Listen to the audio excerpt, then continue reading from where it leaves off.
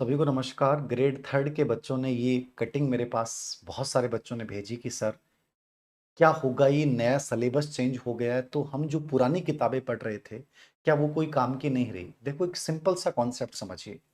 आपका grade third का syllabus जारी किया अधीनस्थ सेवा चयन बोर्ड ने। सिलेबस में कोई परिवर्तन नहीं है, तो वो जो सिलेबस है उसके अकॉर्डिंग आपको कंटेंट तैयार करना है। मान लीजिए छठी क्लास से किताब में कुछ चेंज किया आरसीईआरटी ने, तीसरी एक से लेके पांचवी तक का पूरा सिलेबस चेंज कर दिया, नई किताबें आ गई। बाकी सातवीं आठवीं में जो पूरा सिलेबस चेंज होगा वो अगले सेशन से होगा। इस बार केवल कुछ पार्ट चैप्टर जो है वो नए जोड़े गए।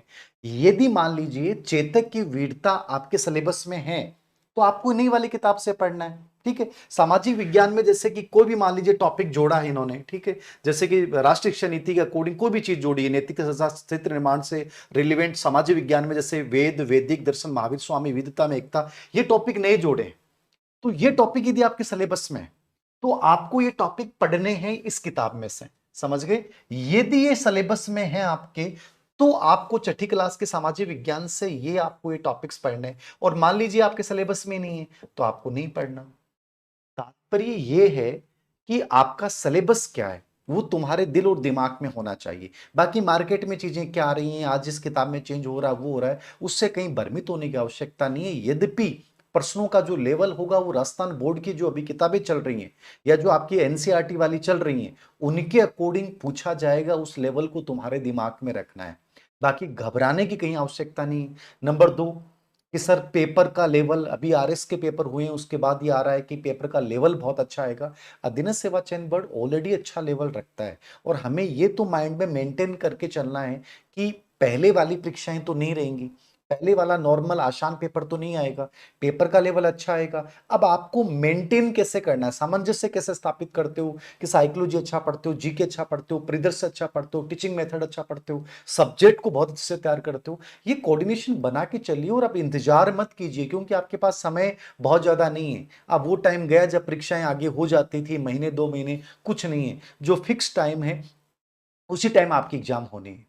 तो अब एक सटीक तरीके से इन चीजों को अप्लाई करना शुरू कीजिए और छोटी छोटी चीजों से परेशान मत हो। जो भी किताबें आपके पास है, जो कंटेंट आपके पास है, बस कोशिश कीजिए बढ़िया टेक्स्ट किताबें का जो मैटर है वो उसमें शामिल हो। यदि आपने कोई भी गाइड भी लिए, गाइड कोई बुराई नहीं है, बट उसमें अच्छी किताबों का सार जरूर हो, अन्यथा प्रॉब्लम आएगी। समझ गए आप?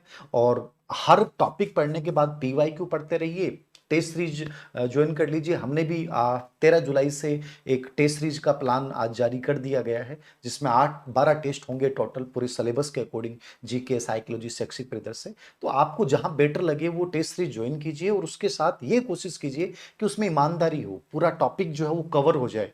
एक टॉपिक आपने पढ़ा, उस टॉपिक से रिलेवेंट जितने भी क्वेश्चंस बनते हैं वो सब आपने देख लिए, तो उससे क्या होगा, कॉन्फिडेंस आएगा। और अभी आपके पास टाइम है अपनी गलतियों को सुधारने का। आप 2 महीने बाद आपको पास अपनी गलतियों को सुधारने का मौका नहीं मिलेगा। तो अभी कोशिश करें कि एक बार अच्छे से रिवाइज कर लें और साथ में पेपर निकाल लें, साथ में मॉक टेस्ट दे लें, ताकि जो गलतियां आप अभी फिलहाल कर रहे हैं वो आने वाले 3 महीने बाद आपसे वो नहीं हो और एक्चुअल टाइम में पेपरों को जो है वो हल करना सीखें।